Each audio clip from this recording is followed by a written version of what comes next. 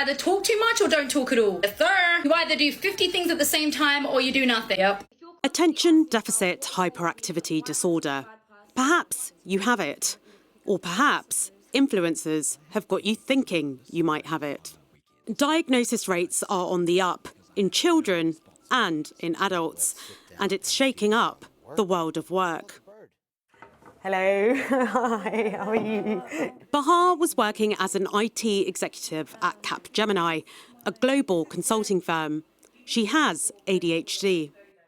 An employment tribunal in London found the company failed to provide the recommended neurodiversity awareness training and that this amounted to discrimination. I was trying to avoid taking the legal route because I really liked the company. This was my dream job. I loved it and I knew I could do it. But when I realized that I couldn't, I was experiencing anxiety. I started losing a lot of weight. I went to the doctor and I sat there and I burst into tears. Capgemini would not comment on specific employees, but said it was deeply committed to building a truly inclusive and diverse workplace.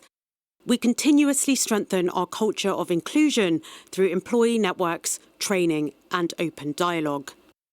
Bahar's case isn't a one-off. This is playing out across the country.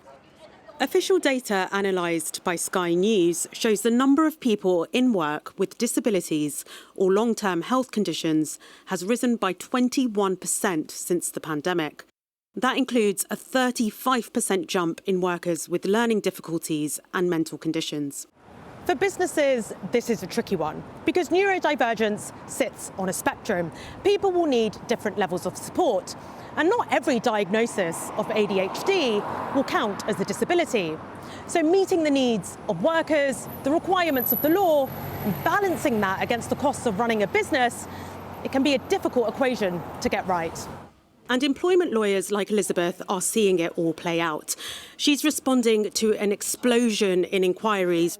It's not so much that they can't do the job, they're just not having enough adjustments made to be able to do the job. I do think employers have greater responsibilities. I do think also it depends on the size and the resources of your business. But some of the changes don't have to be that significant.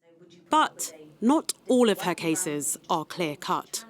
You don't want to be cynical. Obviously, you take everybody at face value, but I have had chronological circumstances where somebody has got performance issues, the employer isn't aware of any diagnosis, then a diagnosis has been sought, and then sometimes you do feel some element of being contrived, but that's very, very few and far between.